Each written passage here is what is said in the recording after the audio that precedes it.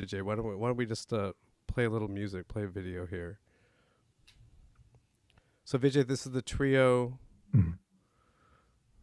Where? Oh, this was what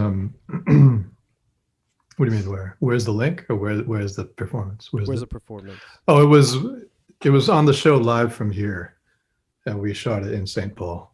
I think early 2019. And that just got canceled, right? Yeah, I think so. That's unfortunate. Okay, here we go. Does everybody see this? Yeah. Yep, but that's the wrong one. Oh no, that is the wrong one. Sorry. It's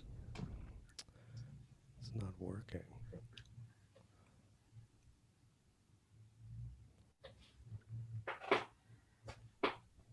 And we were just laughing about the Zoom test. Zoom tests.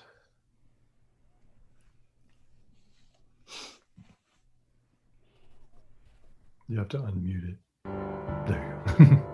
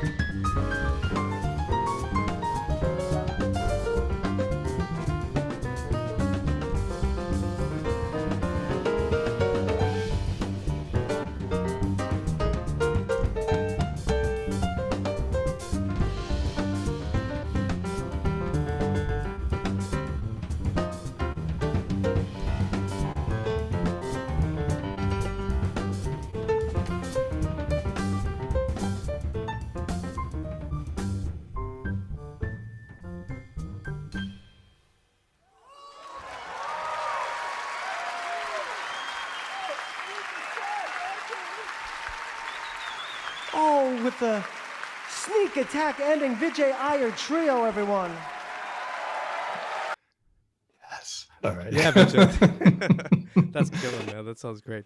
So, everybody, please welcome that Grammy-nominated MacArthur Fellow, Harvard professor, pianist extraordinaire, one of the most important voices in jazz in the 21st century, Vijay Iyer, everyone. Yay! Thanks, guys. Thank you. So, that was Takes awesome. one to know one. Thank you, guys. So, well, I think we should just jump right in. I think a lot of students are, you know, our programs are probably a little bit different than what you're doing at Harvard. I have students who play really, really well, but a lot of them are not music majors. But they'll probably be actively playing music for the rest of their lives. A few of them are music majors, but we're not like the traditional jazz studies program. We have really diverse offerings, and people get exposed to a lot of different things here. And I think one of the biggest questions for these folks is, how did the folks that are out there get to where they are?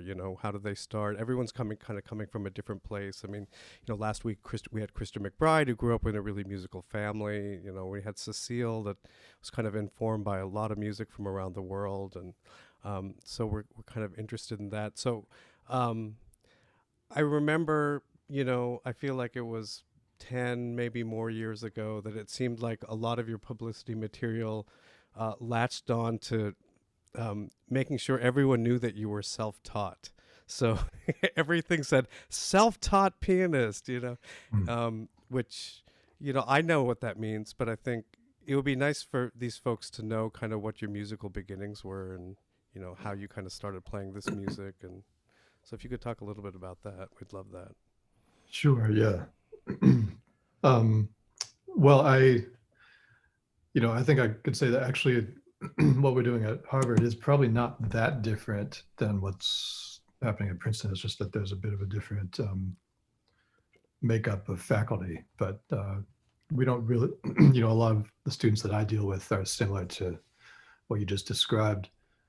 And in particular, I can relate to a certain predicament, having been I went to Yale as an undergrad, and didn't imagine that a life in the arts was going to be for me. I didn't know that that was an option, and I also didn't know that. I literally didn't know it was an option, but even if I did, I wouldn't have known how to go about it. And then I also just felt really alienated from the academic offerings in the music department at Yale at the time, which was like 30 years ago. Before that, growing up, I had Western classical violin lessons for 15 years. I started at age 3, and I also started playing piano by ear when I was about 3. So those two things kind of just proceeded in parallel for my entire youth. And then it was fortified by stuff I got to do in school and with other people in orchestras and in string quartets. And then in high school, I got to join the jazz ensemble. First on vibes. I played vibes for a year. then I started playing the piano in the piano chair. But in that time, in my high school years, I had to kind of basically learn the ropes of what is, what is a piano player doing in an ensemble? It's not, their parts aren't written. So what do you do? Like there's stuff on a page, but it doesn't really tell you what to do or when or how to do it, unless there's a suggested solo, right? Which is then usually terrible. So so what that means is you have to learn some basic, you have to have some theory, and you have to have some sense of, you have to be able to play by ear, which is what I had already been doing. So those two things, like a theoretical foundation and playing by ear, I had already had for a while. I remember I grew up in Rochester, New York, so I took theory lessons or theory classes at Eastman when I was 12. So like I was analyzing, doing that stuff, the Bach chorales and functional harmony and stuff like that. That was already kind of in my bloodstream by then. And then playing in orchestras gave me a sense of ensemble from the inside. But then, basically what happened was when I was about 14, I took 3 piano lessons with this guy, Andy Calabrese, who's a local jazz pianist in Rochester. He's still there. And so he showed me like some basics about how to read a lead sheet. And then he showed me some kind of basic voicings and then sort of just let me run with it. He loaned me a few records. One of them was Red Garland Trio, Bright and Breezy, with Sam Jones and Charlie Persip. Red Garland, as you may know, was one of Miles Davis's sidemen in the 50s, played piano. So a trio album of just him had this real lightness to it, this kind of this dance quality and the sparseness. I didn't have a clear map from what I knew to what I was hearing, but I was trying to figure it out. Another album he loaned me was Keith Jarrett's Standards Volume 1, which is like Keith was another Miles Davis sideman. But other than that, these two things seem to have nothing in common that I could figure out. It seemed like rhythmically from a different world. What Jack DeJohnette's playing on there, the way he propels and kind of like seems to explode the role of the timekeeper. Like he's so interactive and so creative. Just like the entire language of drumming feels like it's being reinvented right there. So I couldn't even get my bearings in that music for a while. But then like trying to figure out that these two things were part of the same universe, and how did what I know relate to what any of that was. So I had to start like asking questions that I could answer from what I knew, And then, I started, this is in the 80s. So I would go to the library and check out LPs. And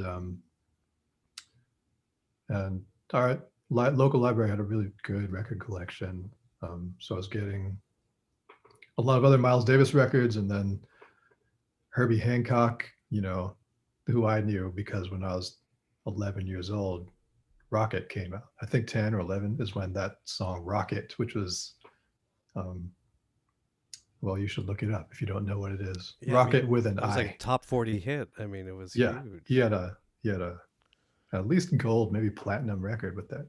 And then he played it live on the Grammys, which you should look up that performance. It's actually one of the most iconic television performances of all time, because I won't spoil it for you, but it'll it'll give you this new sense of what's possible. So anyway, I knew him from that, like basically the same world, the same universe that like Michael Jackson and Prince were in, because he was on MTV with this song, but then realizing that he also was somewhere in the middle of this very,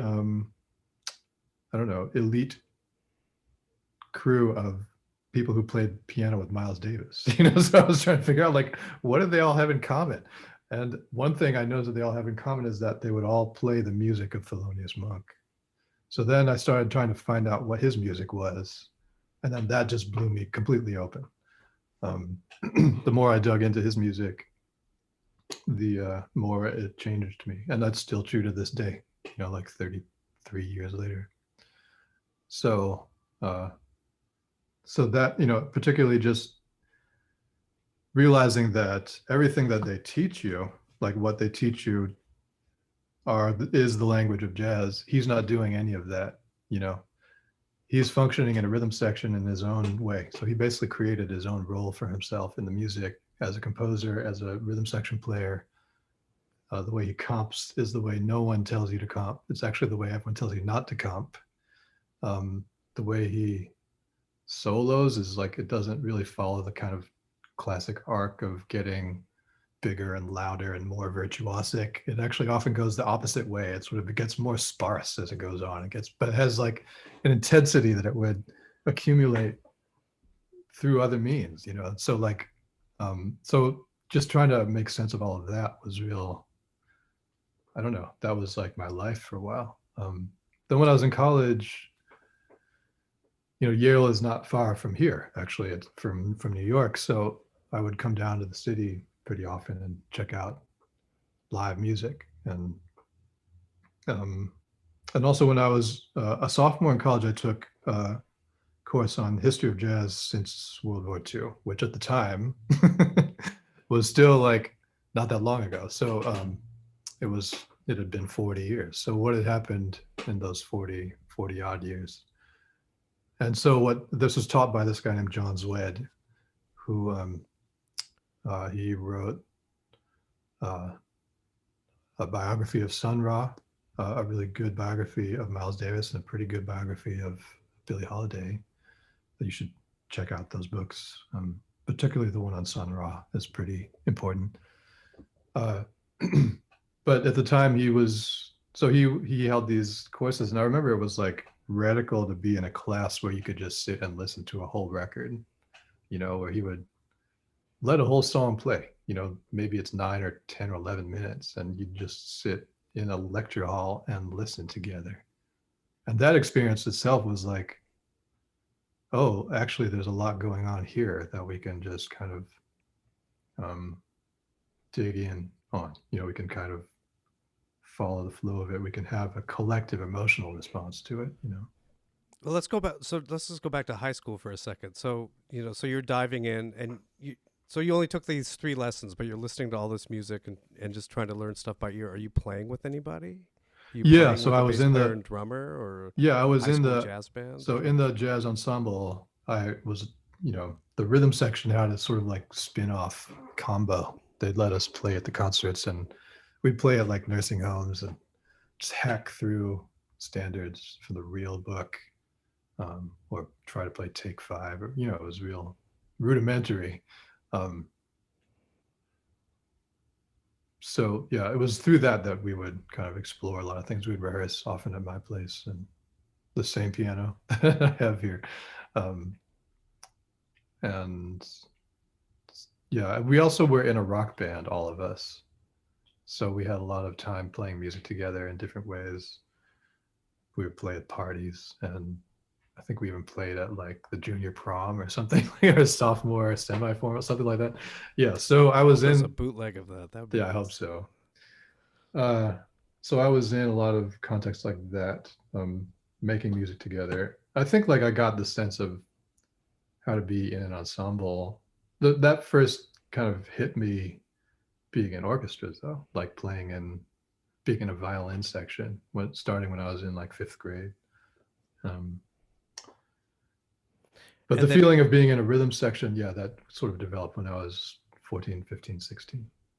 And did the idea cross your mind at all of like going to music school instead of going to Yale?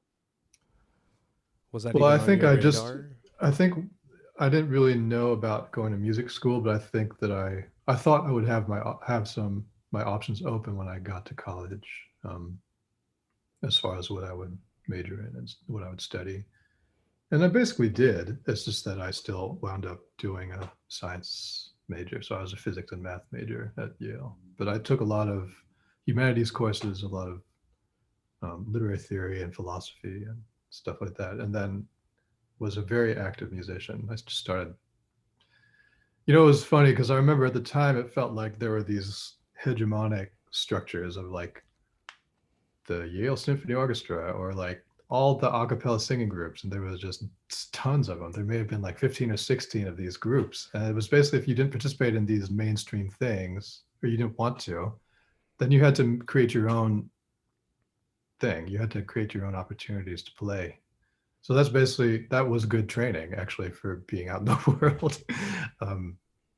So I would just produce my own concerts. We'd do it like in the basement of one of the residential, what are they called? Residential colleges, or in a dining hall. We'd play in the dining hall, just put on concerts there and stuff, and make flyers. Remember when you used to make flyers, posters, table tents, as they were called, that you would put at you would like hand out at the dining halls and stuff. So we used to be very grassroots, get the word out.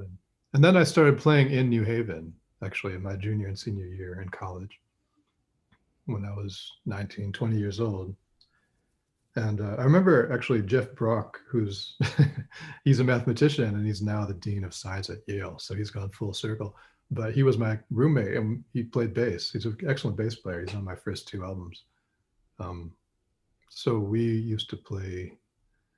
I remember we had I had a weekly gig at this Wings joint, and then we started playing with a couple of grad students who are in African American Studies.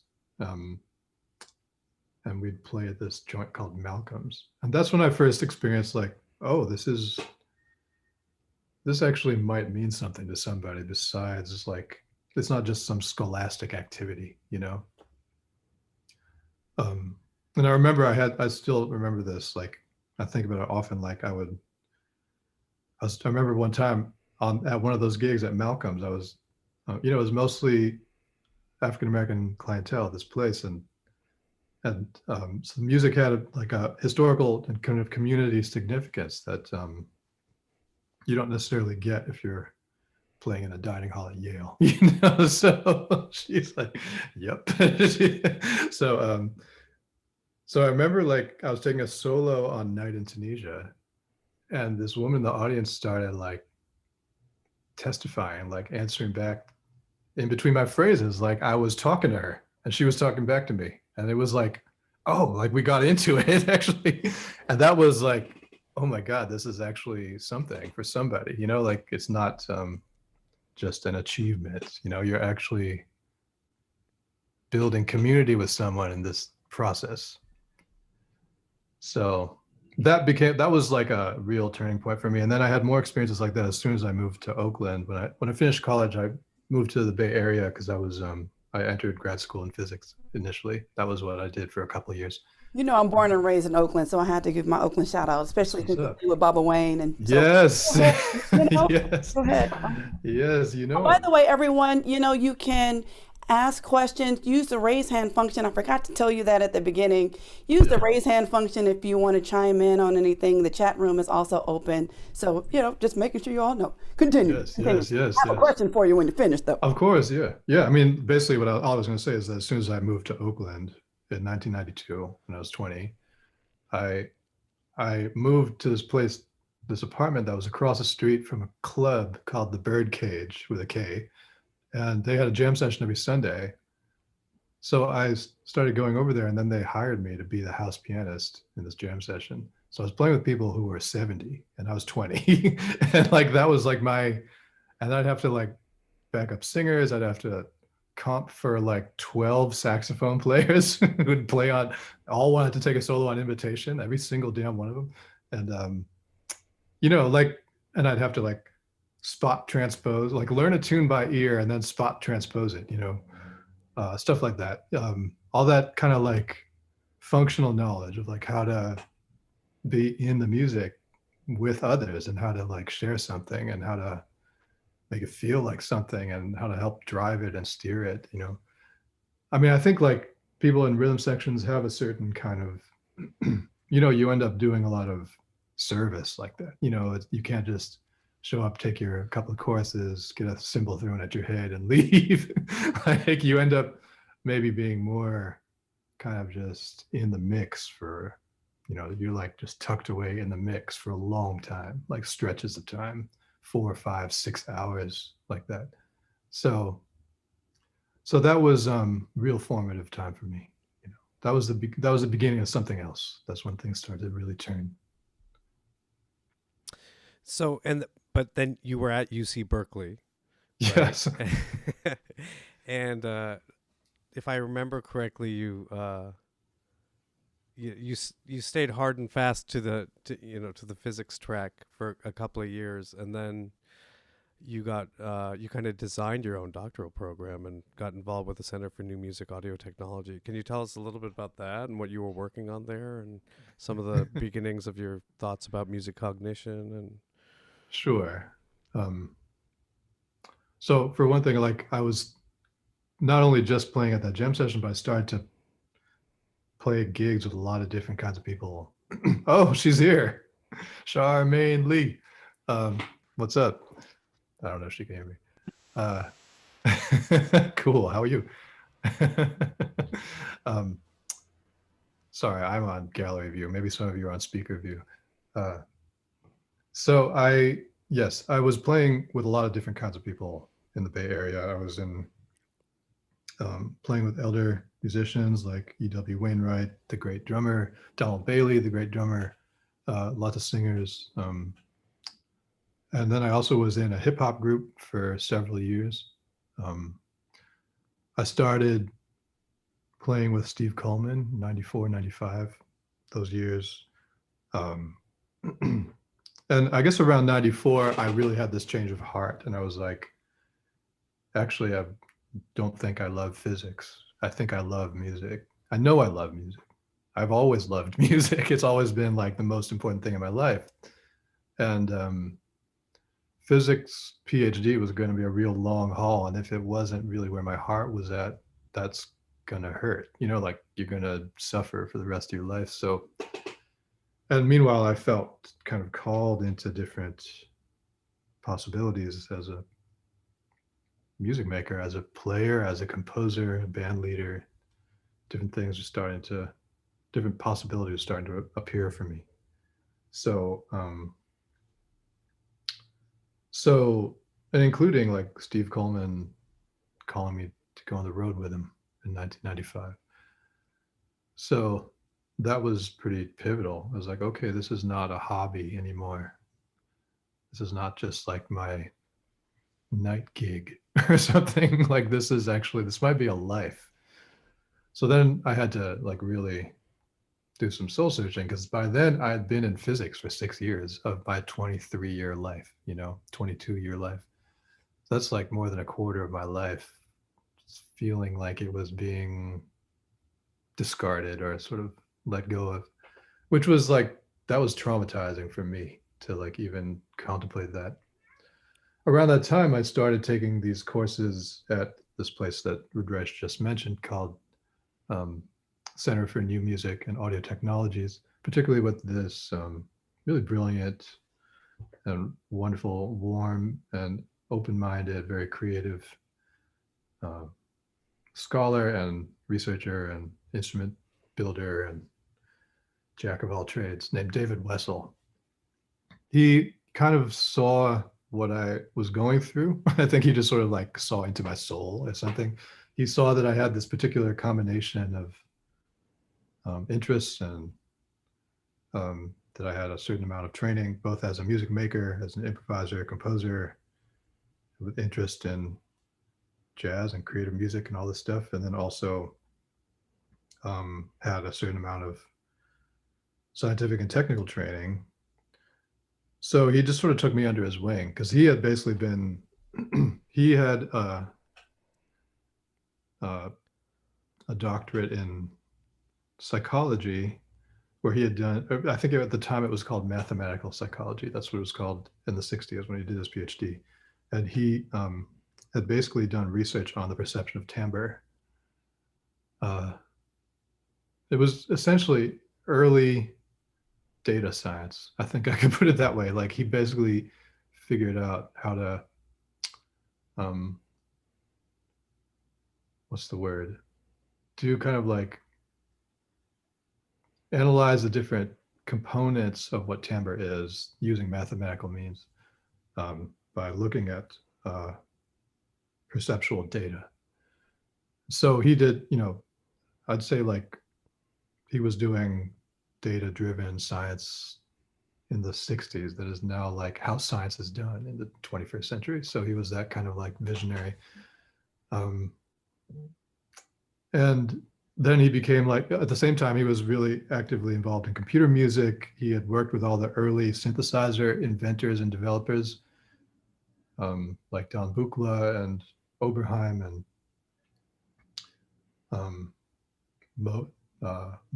Richard Moog.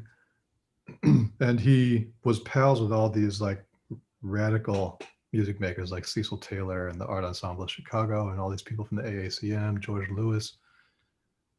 And then also somehow he had worked for Pierre Boulez in Paris at IRCAM, which is this like gigantic computer music research institute. And then he was recruited to UC Berkeley and started his own computer music research institute, but his thing was much more flexible and kind of the whole model was much more open. And so basically he said, look, I don't think you need to leave school. I think we can figure out something for you to do. We both figured out that like there's actually a way to create your own PhD program at UC Berkeley. So we kind of assembled a team of incredible, brilliant people who became my dissertation advisors.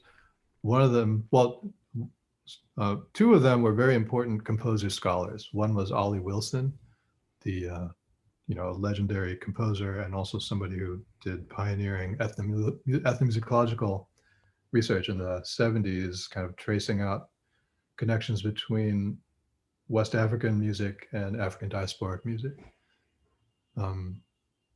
And the other is George Lewis, who is one of the most important composers and scholars today in music, or really in the humanities in general. So having the two of them on my committee with David, like three real radical thinkers, actually, they basically helped me. They just helped create a space for me to think on my own terms, and gave me like real critical, very helpful feedback. And so what my dissertation was, a bit, basically I left physics entirely, like that was out of the picture as of 1994. But I managed to pull together this dissertation on embodied music cognition, and particularly a kind of critical view of music cognition as a research field, which I know is a kind of big deal at Princeton, because I know some of the folks over there, Lisa Margulis, so, really important scholar in that discipline. But my take on it was critical, and still is, in the sense that I don't think that field really knows what the object of study is. And in particular, their sense of, if it's just a scientific study of music, how do you define music, right? And then like, does Charmaine Lee count as music? or does Rudresh, or do I count it? These notions of what music is are very narrow, basically, from the scientific perspective. What they think they're studying is not really cutting it. And like, I just drew from my experience as a music maker and like lifelong fan, and just tried to address what they were missing. And mainly what they were missing was, to me, was the fact that music is something we do, right? It's something, and it's also something that we feel. And the implication of the idea that music is something that you do rather than something that just exists out in the world that you perceive, is that you do it with your body, right? That means that it's then organized in the way the body is organized, rhythmically and otherwise, which means like elements like pulse, or like breath, or speech, all these like rhythms that sort of show up in the stuff of music, I could talk for a while about that, but they're all, once you kind of accept the premise that music is first and foremost embodied action, then that has a wide range of implications. And particularly understanding that, what I focused on was West African and African American musics, plural, which the fact that I have music in the plural in my dissertation title has been the butt of many jokes, because apparently that makes me a nerd. But there are a lot of different ways of thinking about music. So understanding those as many musics helps us, rather than, so like, this is what I was saying, is like, if science does not actually understand what music is in the first place, they have to accept that actually there are many musics, and that means that their very basic premises have to be challenged in every case. And so that's kind of what I was trying to do. boring. Anyway. No, it's a good picture. I want to talk about how that relates to the music you make. But we do have a question, Jimmy. Unmute yourself. There you go. Yeah, thank you so much for being here. Sure. I was wondering, I think myself and many other like Princeton musicians kind of really relate to having interests in different places and also thinking of yourself as a music maker while not, uh, while having a lot else going on. And there's one book by Stefan Alexander called The Jazz of Physics. I don't know if you know it, where he talks about how jazz for him became like a way of working out stuff that he was trying to figure out in physics. And I was wondering if you had any sort of similar connection between the music you're creating, improvising or composing, and like physics or literature courses or philosophy that you're working through at the same time.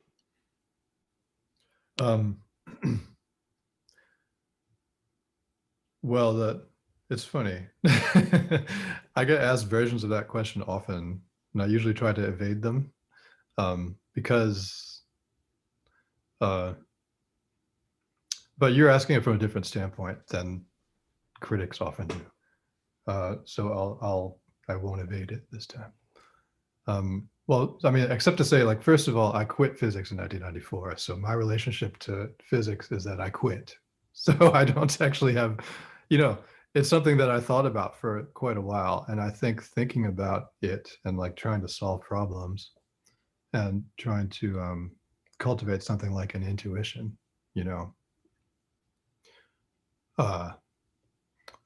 like to me, it's interesting to think about what does the doing of physics have to do with being an artist, right? And that's sort of like, that's more interesting to me than like, hey, can you solve Schrodinger's equation in a 32-bar tune, and then can we take solos over it? And like, no, I don't want to do that. I don't care. Actually, it's not interesting to me at all. But I am interested in, I guess, in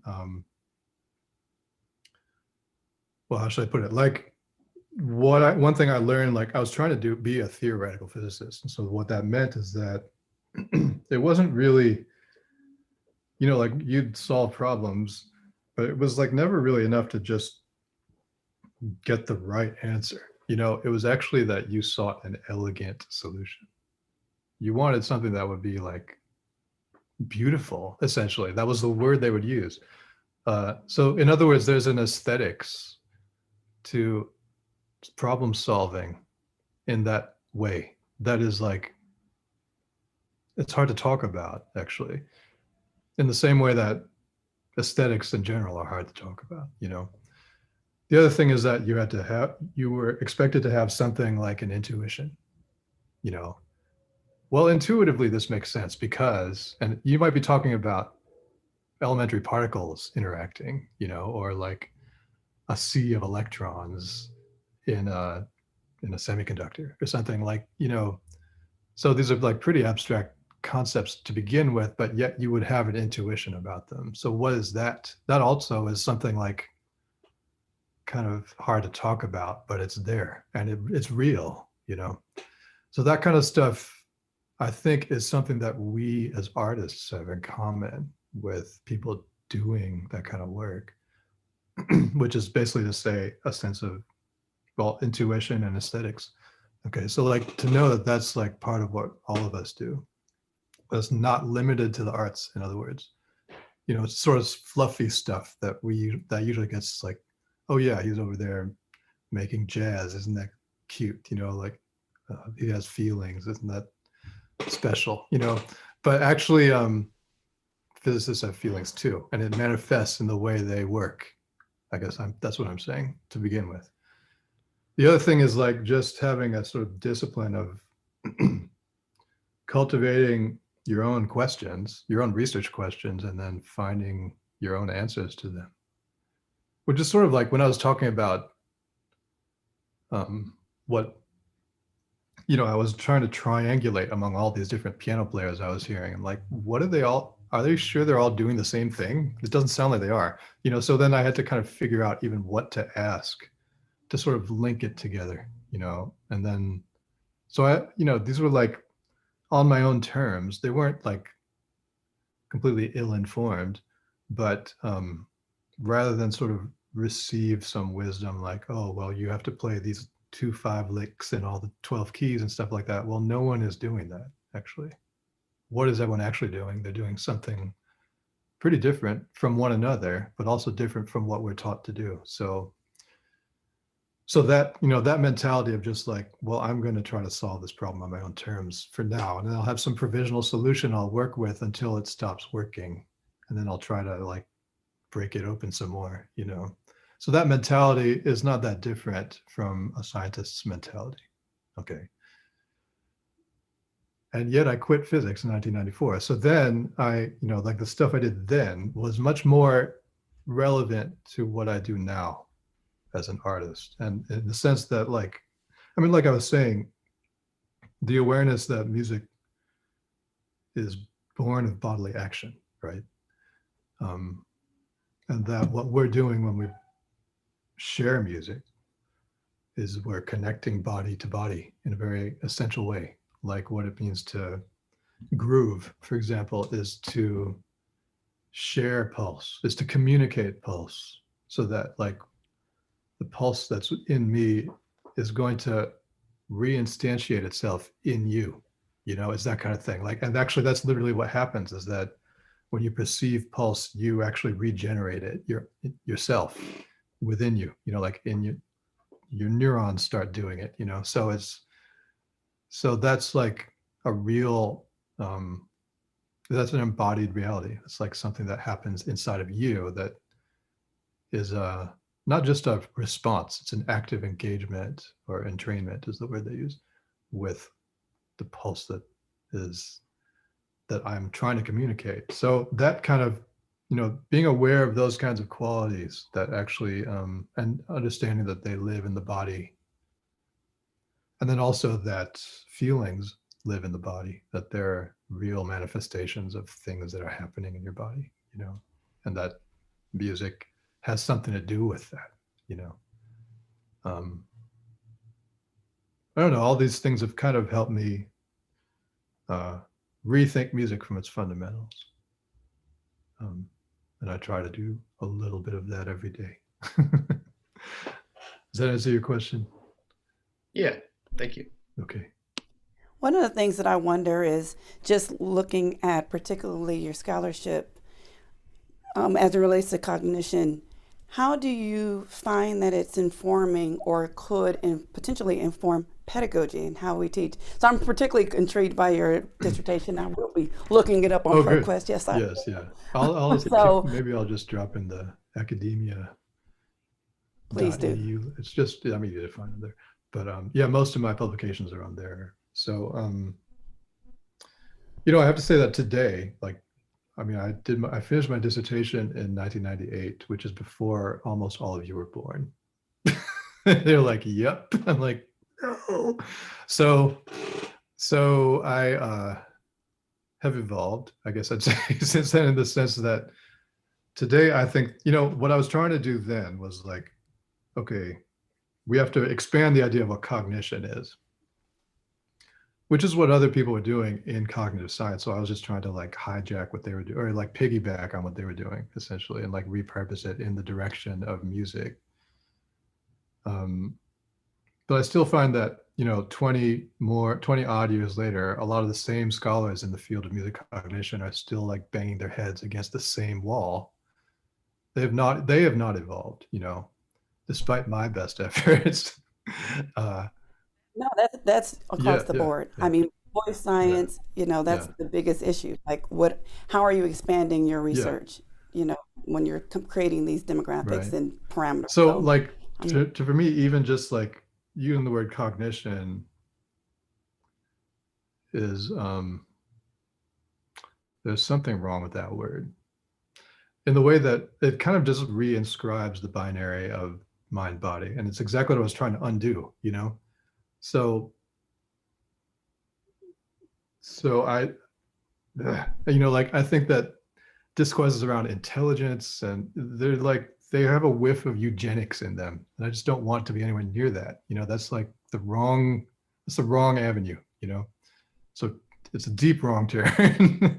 So like to me, and I often say like, you know, a lot of music happens below the neck, you know, so like just to kind of like reseat it in bodily experience rather than like make it all this kind of cerebral game or like some measure of intelligence or something like that. Or It's like looking through culture from one lens yeah. and trying to establish that this is right or this is not right Yes. based on this one perception. Right. You know, so So I've been like, you know, I guess I've here we can try it on right here. I became obsessed with the word musicality because it's a word that scientists use. In fact, you'll find like whole volumes of research on the evolution of musicality. Musicality from the scientific perspective is treated as like the human capacity for music making. All right. So it's treated as something that we evolved to do somehow that not many other species have evolved to do. But also musicality is this aesthetic judgment, you know, it's something that some people have and other people don't, right? Like, oh, and even like some people have it sometimes, you know, like, oh, well, that performance was very musical.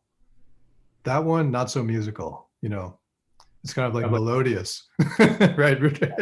Was it melodious? You know, at a Carnatic concert, people will talk about whether somebody was melodious. It's kind of a similar thing, I think. It means something special, like, well, there's music, but then there's musicality, which is better than music. It's actually like a special case when sometimes something really extraordinary happens within music that's more than music, you know.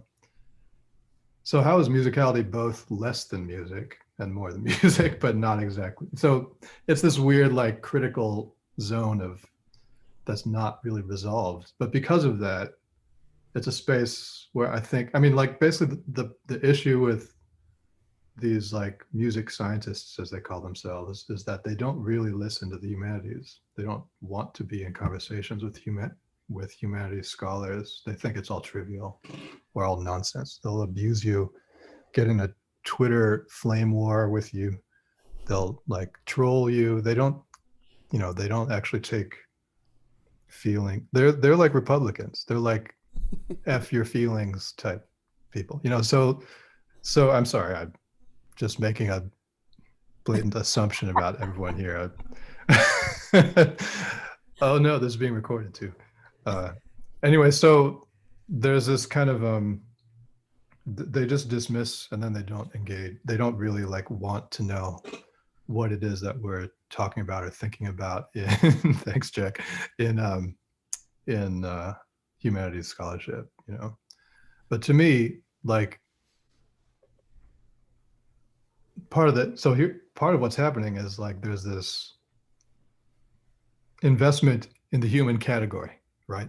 mm-hmm. Which is what science is doing, like how the human became musical, right? And it's partly like reinforcing the category of the human as some stable genetic thing, right? But then we also know that the category of the human is political in the sense that people can be excluded from it and have been for centuries. And that's basically the history of the West, right? So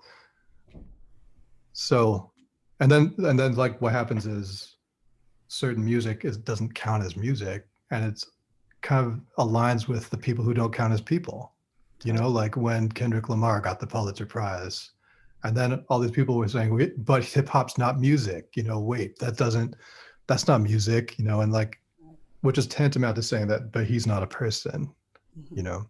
So this kind of like dynamic to me undergirds the entire conversation, and I don't know how to undo it. I keep trying, but to me, like musicality is a way to kind of chip away at it, just using that term rather than music cognition, or I don't know.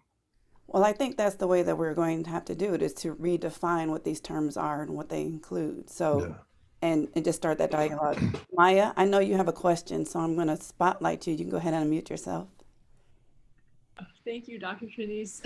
My bad for not using the raise hand function. All right, you use the chat. I got you. Vijay, so good to see you. Thanks for being here. Great to see you. Yeah. I guess I've been thinking a lot recently about like the relationship that music and like radical music, like I don't know, that like Black American music has with academia and like institutions. And just from hearing you talk today and also knowing about your story, it seems like you've, had like this relationship with both of these things with kind of like, I don't know, this very community based like musical ecosystem and then also with academia. And I've just been thinking a lot about like what's the most ethical way to kind of like basically make music within an institution or like have a community within an institution which is so tied up with all these other forces that created it. And I don't know, I'm just curious as to like what it's been like.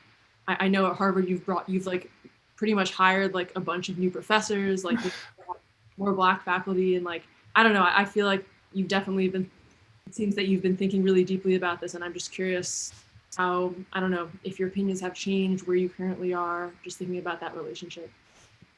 Sure. Well, first of all, I don't do the hiring exactly. I'm not like signing anyone's checks or anything like that. But I do get to weigh in on some decisions that the department makes and that even that the university makes from time to time. And I'm also have a joint appointment in the Department of Music and the Department of African and African American Studies. So that's been a space to like broaden the conversation and get to hang out with Cornell West every now and then. Have like pretty as I know, like a lot of similar crosstalk is happening over there with the department that Eddie Glaude is chair of, and so that for me,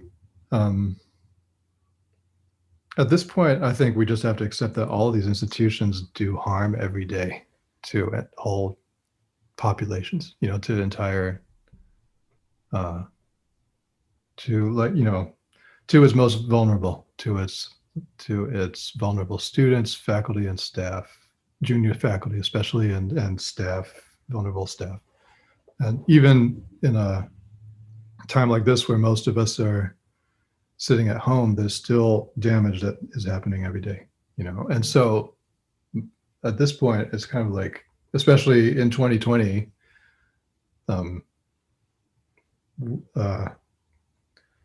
when like the conversations have turned to abolition, like you want to think about like, okay, there's a lot that's wrong, so what can we do we just kind of return to all of that, or do we want to try to rethink things from scratch, and to what extent can we rethink things from scratch? I mean, yeah, so I guess that sort of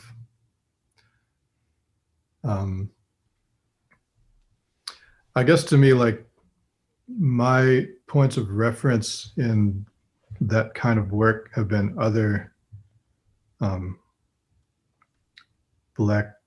been especially like elder Black thinkers and scholars and intellectuals and activists, who are both inside and outside of the academy. Whether it was Amiri Baraka, who I had the privilege of knowing and working with for years, or George Lewis, who I mentioned, and Ollie Wilson, or Angela Davis and Ruth Wilson Gilmore, or people who are activists on the outside. And then also thinking about radical artists that I've had that I've been fortunate to work with and work with up close, and watching them do their work, whether it's Baba Wayne, as you mentioned, E.W. Wainwright. Like, we played gigs in prisons in California. We played at the maximum security ward at San Quentin, for people who were lifers, and also we played for, well, it was like the maximum security ward, and then the other wards where you had all these like essentially teenagers who were in prison for years because they were caught with a bag of weed. This is in the 90s. So, understanding that essentially that there's this population of political prisoners is what they are, So what is our relationship to that from the outside? Like, as anyone who has more privilege and has more mobility and has access and has resources, what can we do for any of these populations, or individuals at any level, and how do we do it every day? That's basically like, those are the kinds of questions that you have to ask, like just ask yourself every day. And there have been, some really productive conversations happening among scholars of music, even, over the last month. Actually, I missed it today to do this, but there's this group called Project Spectrum, which is a group of organized by young scholars of color in music studies. Do you know about this, Trinice? About these folks? But they've been like talking about,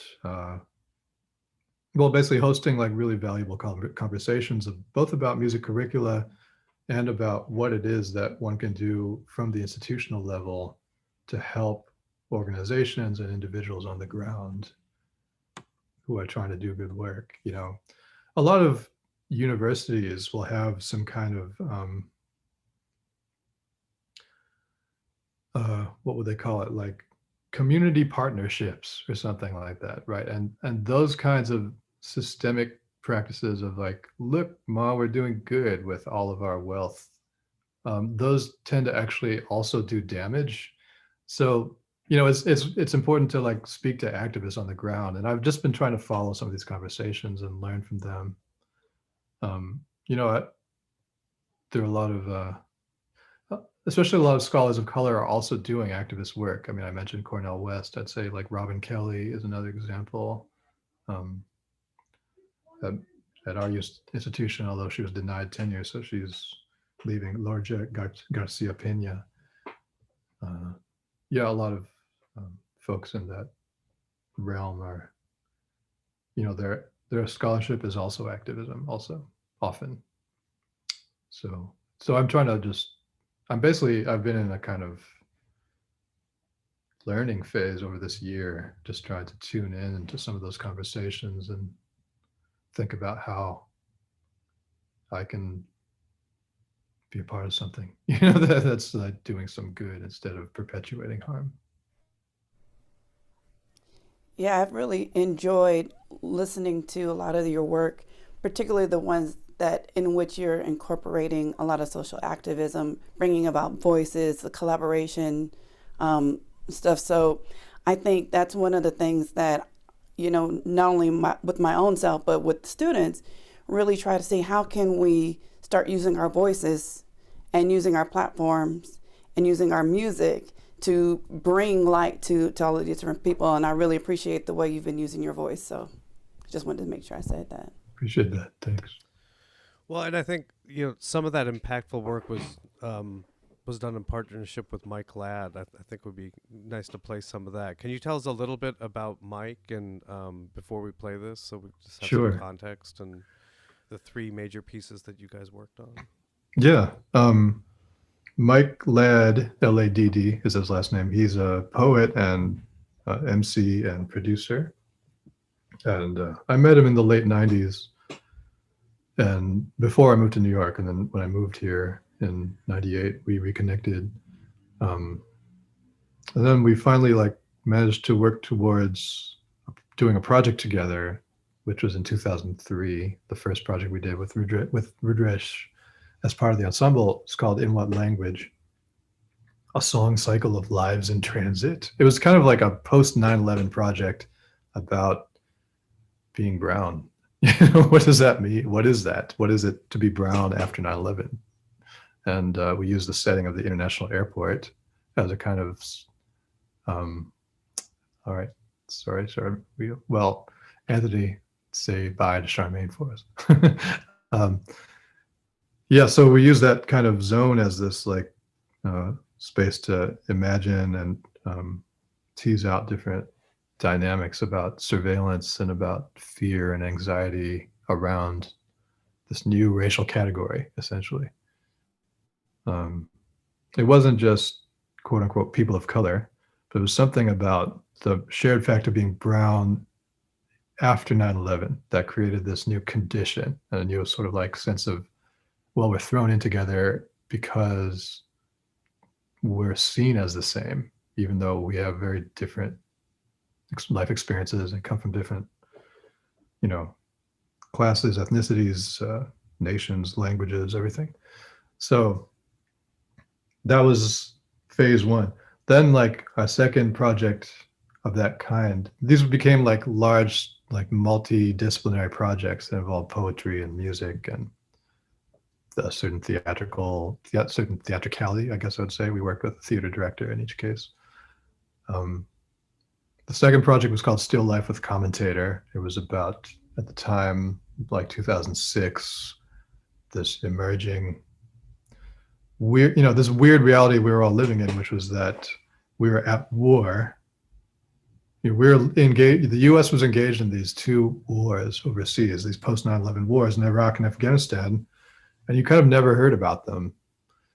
And instead, we had like 24-hour news culture that was like hysterically just trying to generate content out of almost nothing. And then also around that time was like the launch of the blogosphere and social media and stuff that was new at that time. So it was like there was this new kind of role of the spectator that was like being transformed in that moment. So that's kind of what that project was about. Then after those two projects, we kind of were like, all right, what did we just do with all of that? What was all that? And is it worth trying to continue? And we kind of felt like, well, we've sort of been dancing around something, which is what war actually does to people in lived reality, like people who are out there in combat. So we decided to do this project with veterans, particularly veterans of color who had served in Iraq and Afghanistan in the 2000s and 2010s. So, and that meant like dealing with people who were living with trauma, might be living in a certain kind of like precarious way, like without access to resources or sufficient healthcare. They might be wounded. They might be unemployed. They might be like having anxiety dreams every day, every night. They might have alienated their families.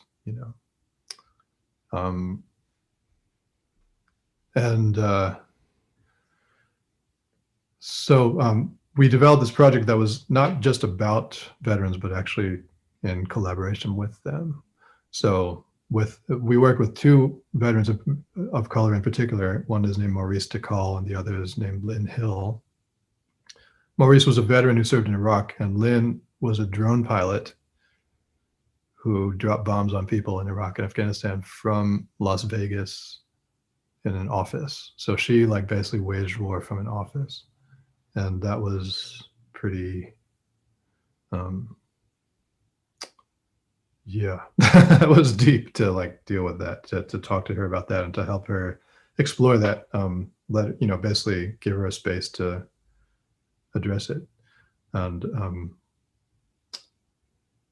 so this project, Holding It Down, the Veterans Dreams Project, we made an album and we did a live performance. So I queued up a live performance clip from the Metropolitan Museum in the project. We kind of premiered it in 2012, 2013, and we put out an album in 2013. So this is a clip of us, but actually I wonder if we should maybe just, maybe you could scrub back about five minutes. From the cue point you gave me? Yes, yeah. Okay. Yeah, let's try this. So that's Lynn. Yeah, back up to right where she starts. It's another minute or so. Yeah, okay, just start it here. Let's see what happens. Is that cool? Okay. Okay. So you're going to hear a bit from Lynn about.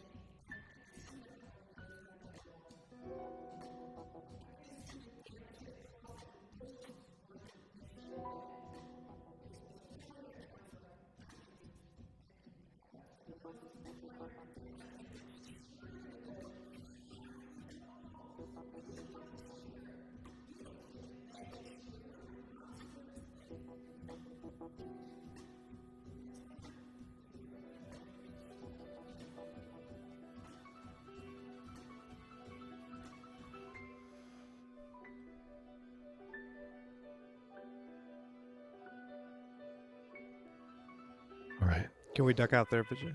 Sure. Wow, for real. Yeah. That's real. That's incredible.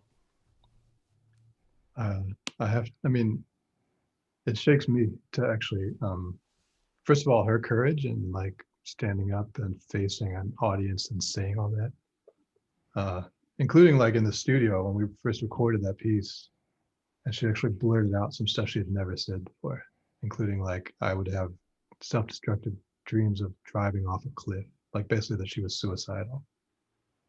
And then like we finished the take and I was like, okay, we don't need to keep that. She said, yes, we do. People need to hear this. People need to know. So that kind of like courage that she brought to the entire effort still like gives me chills right now. And then like even what is that? What is this experience? It's not art. It's something else. Like it's in the sense that like this is reality erupting into the so-called like arts going, or you might have bought a ticket to a concert and instead something is happening to you, which is that you're being implicated in her life experience, because you paid taxes to send her to this place to traumatize her. So we're all like implicated in it, and we're basically kind of exploring that fact, and that to me is like, we didn't even know what to call it. The director tried this phrase documentary concert, which is like two words that don't really have anything to do with each other, but they are doing something. It's doing something like that. It's in that kind of like dialectical space of like, you're having some kind of aesthetic experience, but you're also being brought into a reality, like something about your own reality is being highlighted. So that, I don't even know what to say about it, except that it like, it's the sort of thing where you do a project like that and it doesn't succeed in the sense that nobody wants to write about it. Nobody wants to book you. Nobody buys the record. It's like, from market terms, it's a failure, but it does work of a different kind. And so that kind of work that's of a different nature, that's like, it's the same as like playing at the prisons in California. You might get paid a few $100, but it's more like, or not even actually, I don't remember. We didn't get paid much to do that, but it was more like, this means something else. This is like a different kind of practice. That's, and so like making space for that kind of work has been important to me. It's grounding for me to kind of feel like a different sense of what matters. Jimmy's got a question, but not, I wanted to ask real quick, not to sound totally pedantic, but how did you find these two speakers? I guess I'll call them the two veterans. Well, yeah, it was the two of them who were in the project, but then there was also a whole lot more that we interviewed, and in the performance they show up on video, a lot of them, and then also some of the lyrics of Mike's are drawn from those interviews. Sometimes it's verbatim, like literally what, in fact, the next piece that I had queued up is just verbatim what somebody said, but it became poetry,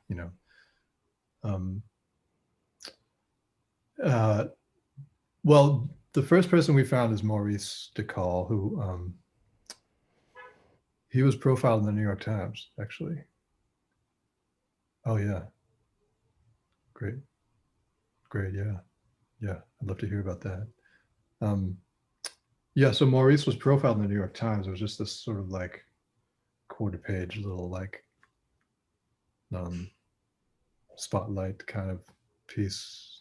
Showed a picture of him and his son, and it was about like returning from war and trying to recover. And he was actually taking poetry classes with Yusuf Komanyaka, and was starting to write his own work to sort of make sense of that experience for himself. So Mike and I found that piece and just tried to find him. We just like tracked him down through. He at the time was doing the what's it called? Through the GI Bill. He was getting a degree at Columbia. So we found him there, and then he helped plug us into different networks. This took a long time, I have to say. Like the entire project took about 4 years to build. So it's not like, okay, first I'll write the music, then you'll write the lyrics, then we'll do the gig. It wasn't like that at all. It was actually like how and when, and how soon is, how much is too much? Like, how do we have to build people's trust, who don't necessarily have any reason to trust us. The divide between veterans and civilians is so deep. They don't necessarily want to talk to you, and particularly not about their dreams. This whole project is called the Veterans Dreams Project. So it's about actually like the most intimate and even the most harrowing parts of their lives. And so they're not ready to talk to some Joe artist who thinks they're doing good.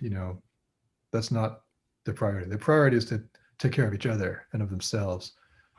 So it took a while to build trust with anybody. I mean, Maurice was very accommodating from the beginning, but then like finding inroads and building community with that whole population, it took some time. And we were working with the institution Harlem Stage. They were the commissioning organization, and they have ties to City College. City College also has a lot of veterans, and it's mostly veterans of color, as you might imagine, in Harlem. So they helped connect us with some other folks too. But Lynn also had this, she's just a great performer. I mean, she actually was trying her hand at stand-up comedy. And that kind of made it actually a lot easier to just, and she was just like writing poetry kind of in her journal and stuff like that. So actually the first part of what she did was just like something she had written in her journal. But she had that kind of like fearlessness about being on stage and could kind of tell jokes and things like that. So she could kind of keep things rolling even when talking about very harrowing stuff. And that was like important to just build these very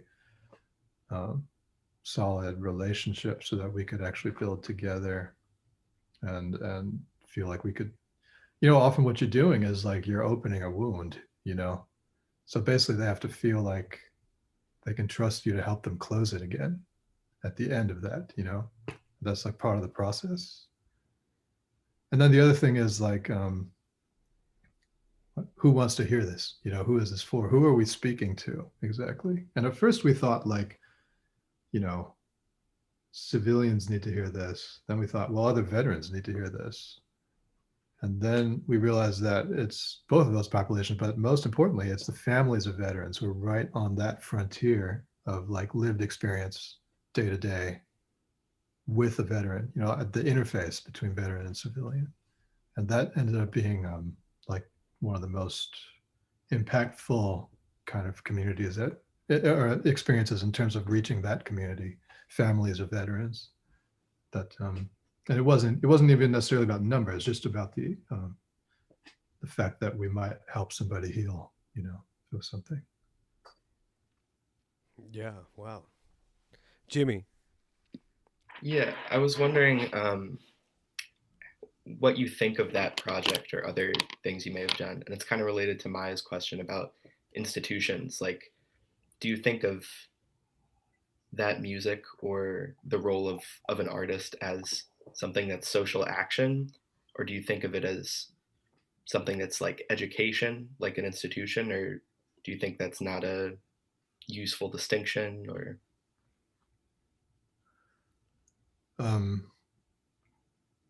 what is the role of an artist? I think the role of an artist is to tell the truth. That's pretty much it. I think that sort of sums it up. So like, how do you do that? And which truth and for whom and in what direction? To whom are you telling it? Whose truth? That's exactly what I was going to say. Whose truth? Yeah. I mean, that's something I basically like, and to do it without fear, basically to stand up and tell the truth without fear. That to me is the real, and that's like anywhere. And it doesn't even have to be like through the language of jazz. It doesn't have to be something like that.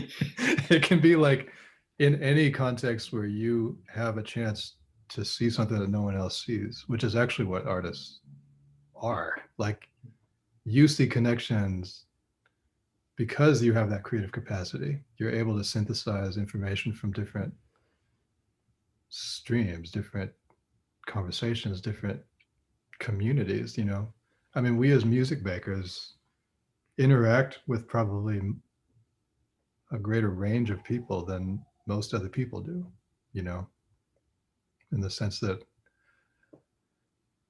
you know, certainly when we interact with an institution, there's like maybe the people at the executive level, and then there's like people at the staff level, and there's people who are like sweeping the floors, and you deal with every single one of those people, you know, and like, and all of those relationships are crucial. And then you're also public facing, which means you're dealing with, you model those relationships, basically. You like the way that you conduct yourself in relation to an institution that then kind of like propagates in the sense that it's seen, you know, it has ripples. Thanks. Alex? Thank you so much for being here today. It's a real privilege to hear you speak. Thanks. I'm really a fan of the record you did with Trio 3. Sorry, I can't really hear you. Oh, sorry. I was just saying I'm particularly a fan of the work you did with Trio 3. And I was wondering if that was just, I think it was just one record that you did with them. Yeah. But I'm wondering if you have any kind of extended relationship with any of those legends, and if they've been kind of like mentors to you, I guess, through the years. I'm curious what that experience has been like for you. It's funny you say that because I just played with them on Friday. Did you know that? At the Blue Note, we played a live stream from the Blue Note. Yeah, I mean, that collaboration started in 2013. I mean, they've done a series of projects with other pianists. In fact, the first time I saw them in that formation was with Andrew Hill as the guest pianist, and that was in 94 and 95 in Oakland at the old Yoshi's on Claremont Avenue. And that night just like blew me wide open. I was like, it was, you know, it was one of those nights where you're like, I thought I knew what music was, and now I have to begin again. It was one of those kinds of days. So, and so I'd been certainly like aware of each of them for a long time, like from those years, you know, the early 90s, when I was trying to understand more of the history of the music, and certainly knew who Reggie Workman was. Oliver Lake, I knew because the World Saxophone Quartet was active, and Mr. Cyril, I knew about because he was on Jerry Allen's first album. And I was a huge Jerry Allen fan from 1988 on 87 or 88 onwards. And so I had been seeing their names around for a long time. And then I was also just noticing all the different places they turned up in different kinds of contexts. You know, you might be playing with Mary Lou Williams or Art Blakey or John Coltrane or Cecil Taylor, you know, like a huge range of stuff. They were all able to just function in all of it, you know. And it actually not only just function, but pointing out how connected it all was, you know, the stuff that we were trained to think of in different camps or different factions or something like that. And that was clearly not how they lived, you know. I got to know Reggie Workman probably I think around the time I came to New York in the late 90s. So I think I met him around then, and through a different people we knew in common and stuff. I'd say that just over the years, just being on the scene in New York, I found myself playing with each one of them in different contexts. I think I first played with Reggie Workman with Amiri Baraka at an event for Ross Baraka in Newark, New Jersey. It was like a political event, like a fundraiser. We were playing at someone's house. And I remember that downstairs they were playing a John Coltrane record that Reggie Workman was on. And then I was playing with Reggie Workman. I was like, this is strange. So, yeah, so like I would kind of have these moments like that where I'd do a double take. I'm like, wait, I'm really making music with this person who I've been listening to for decades. You know, that's weird. And and it feels the same, you know. It would feel like so I don't know, I think it just kind of happened organically, and then they called me in 2012 or 2013 to be in that series with all these pianists who I hold in great esteem. You know, our friend Jason Moran was one of them. Jerry Allen, my all-time hero, was one of them. And, you know, like I said, Andrew Hill, another hero of mine. So just the chance to get to be in the room with all of them together and get to build something together. And they asked me to write music for the occasion. And that was the summer of 2013, which was when George Zimmerman was acquitted, which I remember, like, I was on tour in a trio with Tyshawn Sorey and Stefan Crump. We were in Europe. We were in Germany when we got the news that day. It was like a Sunday morning.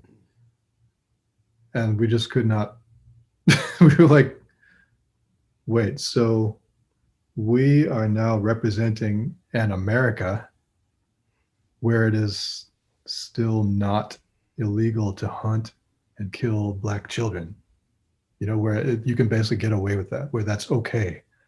And so what does it mean for us as Americans abroad?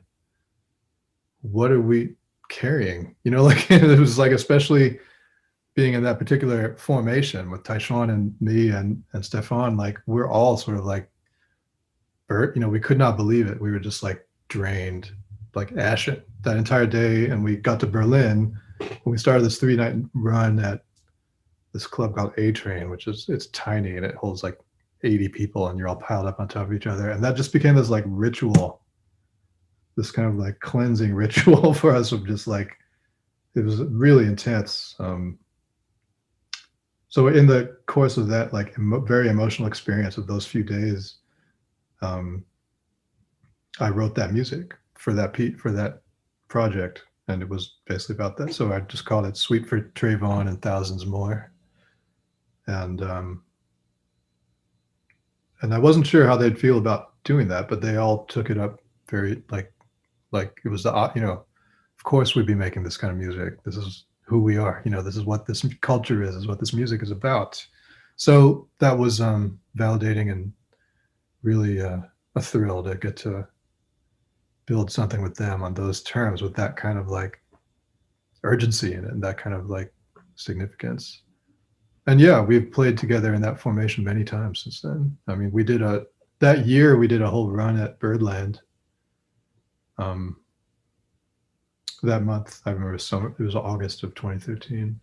And then we spent a few days in the studio making that record.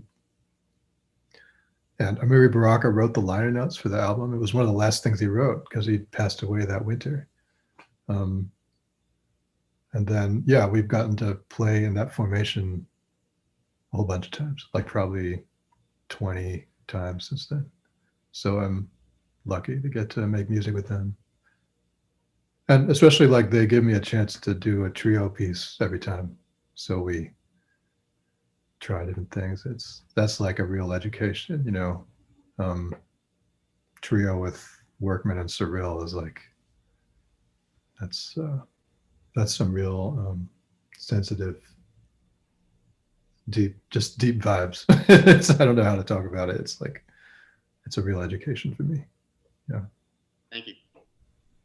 Would you say that most of your compositions start from some particular event or experience, or is it just when it comes up, or you know what I mean? Are you primarily programmatic in that sense of, no, there's a story, I'm coloring my truth, the colors of my truth, as you say?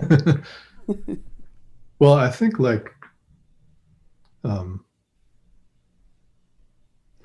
I think what really happens is that a lot of stuff is passing through you anyway. You know, a lot of you know, if you're sensitive like me, no, if you're like taking in a lot of information and processing it, it's doing work in you, you know. And it might be like accumulating in a way that's like you need to kind of deal with, but you know, as artists, we often end up being a kind of like satellite dish where you just sort of pick up a lot of vibes from out there, and negative or positive, and then so that ends up sort of showing up anyway. So sometimes, often for me, it's just like listening for that, like, oh yeah, that's in here. This is part of the same experience of me working through that. It's in this thing that I just made. I didn't even know why I was making it. It's often like in retrospect that you hear what it's doing or what it relates to or what its like affective qualities are, and so it often, I don't like to like front load something. I'm going to make a piece about that, but it's usually more, it's a little bit more from the gut, I think, for me, when that happens. It varies. I mean, I've been making records for 25 years, so I've tried every damn thing, to be honest. To keep it fresh, I hear you. I wonder, because you've made music and you're continuing to make new music, do you get to a point where you just want to play for yourself, for your own self, for the sounds of a therapeutic, and what does that sound like? What does that feel like for you? Sometimes we're like, oh no, I'm only playing to practice, or I'm only playing to write, or I'm only playing to, Yeah. Do you ever get that moment or time to just say, no, this is for me? And what does that feel like? Yeah, I mean, I don't know.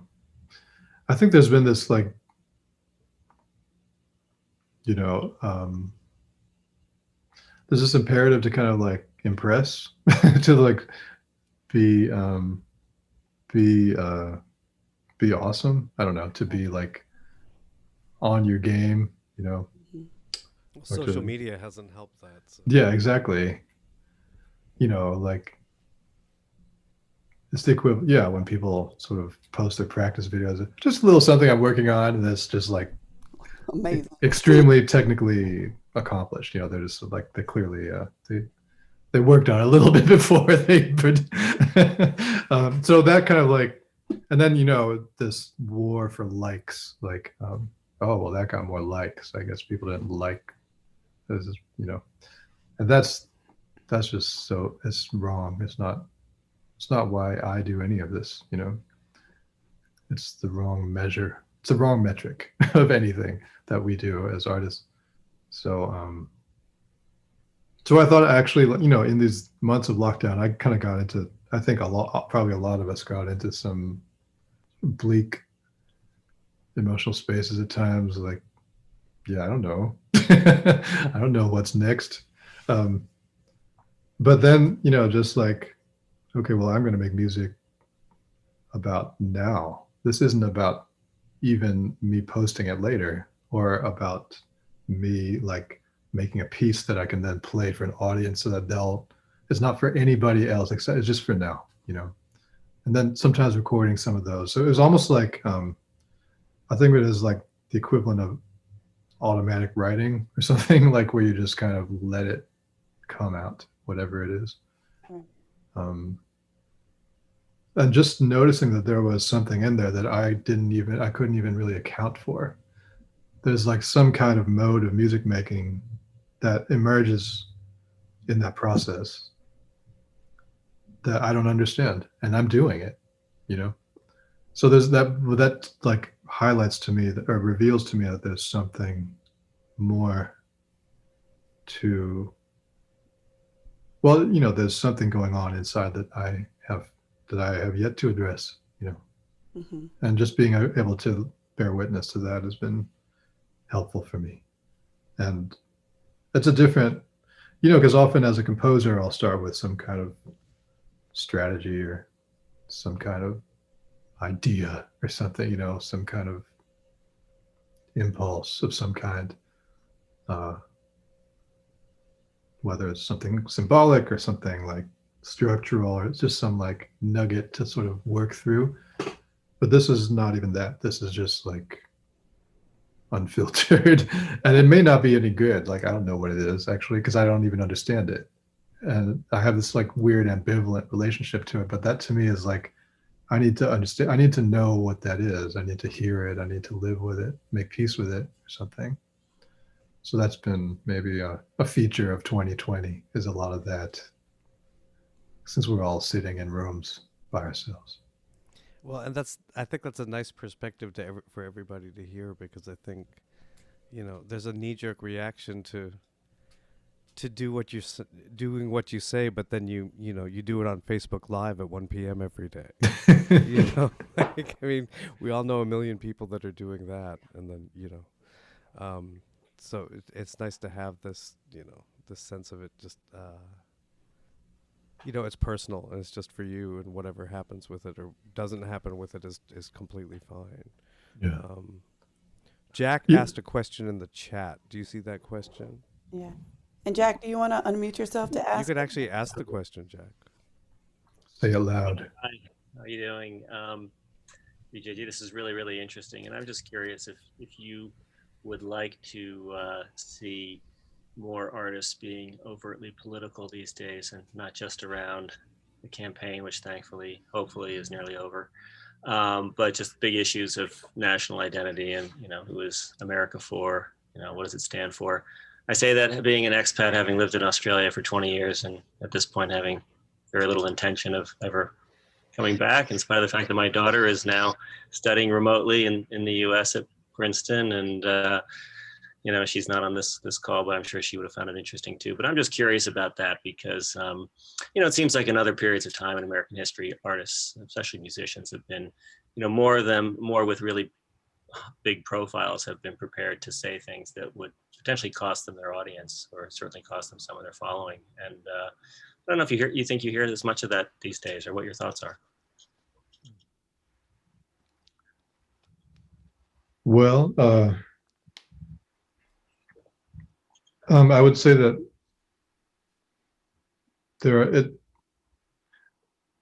to me, like there's an important distinction between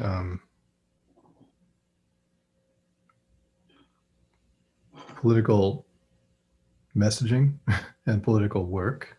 I guess I'd put it that way. So like,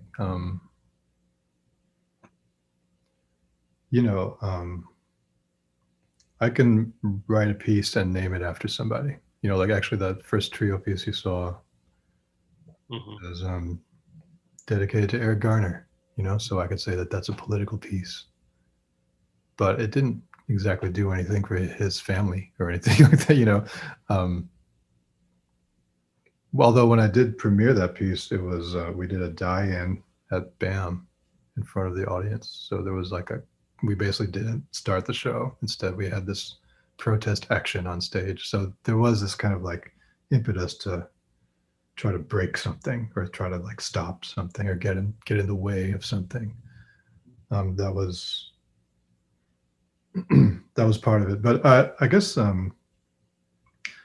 I'm wary of the sort of like, particularly because of what we were just talking about like the sort of social media culture of, it is actually kind of, there is a certain social currency from that people gain from saying kind of banal political things, like vote, which is like, yeah, we should vote. Everyone should vote. It's like your right, and people fought for this right, and I think everybody knows that actually. But what's next? Like what are the underlying factors that got us to the position we're in? It's not just about voting. It's more about voter suppression. It's about white supremacy. It's about, racist terror. It's like, so how do you fight things like that? Structural racism on the scale of the nation, a settler colonial nation, which also does harm every day. It's more than just slogans that you get patted on the back for. It seems like it has to do more with doing political work, meaning like, how are you showing up for people? Like, what are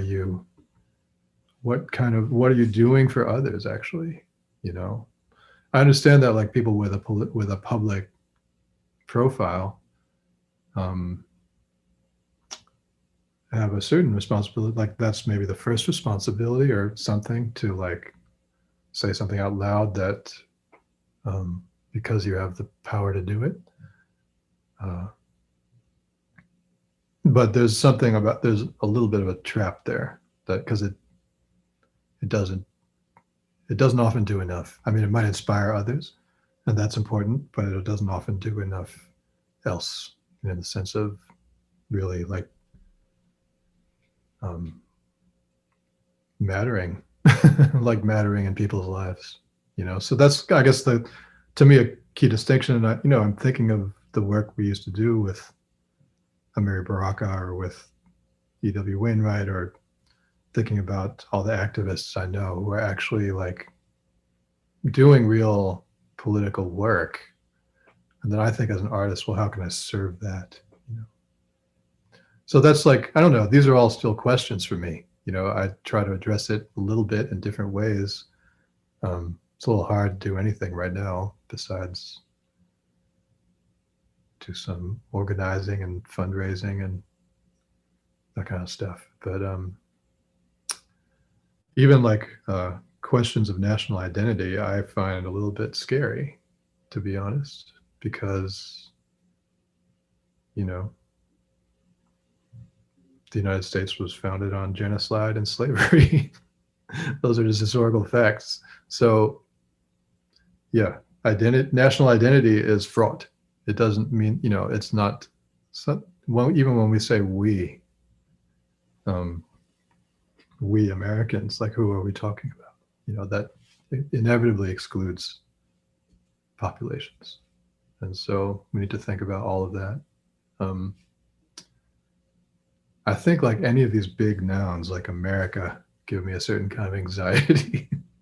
I find like, can we not, I don't know, can we at least soften it somehow?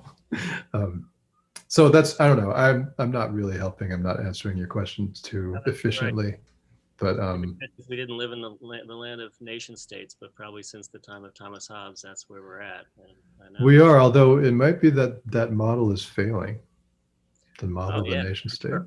But a friend of mine, Rana Dasgupta, who's a novelist, he wrote this, I think it was a year or so ago, he wrote this piece about basically like, so what you're witnessing is Trump-like figures all over the planet, right? It's not just Trump. It's, it's Brazil, it's India, it's North Korea, it's Turkey, it's Poland, it's, like, on and on, just like more and more such people, right? Why is it that that's happening on this global scale over and over again? That same, the Philippines, like, that same model keeps like it keeps affecting the lives of people, billions of people at a time,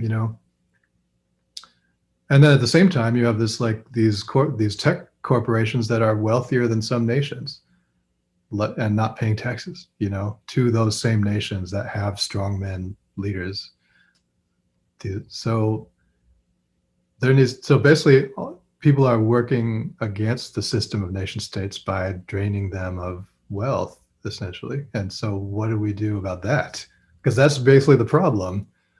So, his suggestion is that there needs to be some new model of international financial regulation. But he's just a novelist, so no one's going to listen to him. But that seems to me to be like that's the right direction to go in.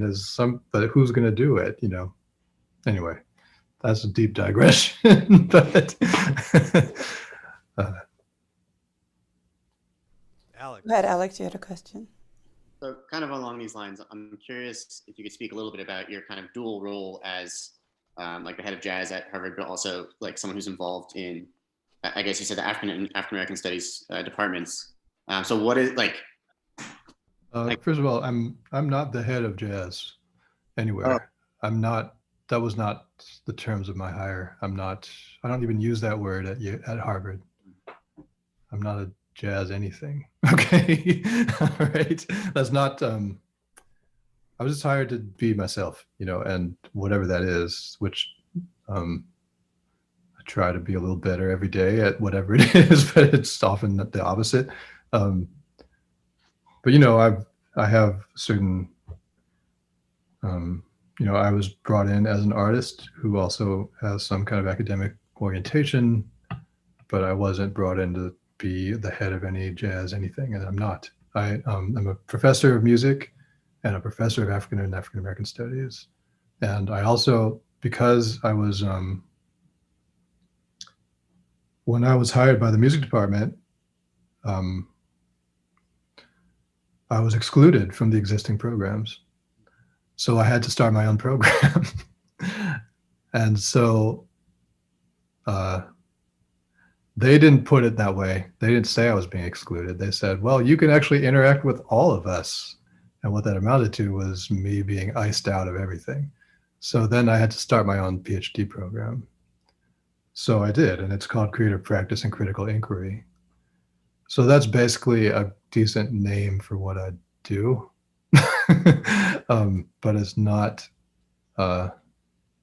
basically what we do, I only get to let in like one graduate student a year. This year, maybe less. I don't know.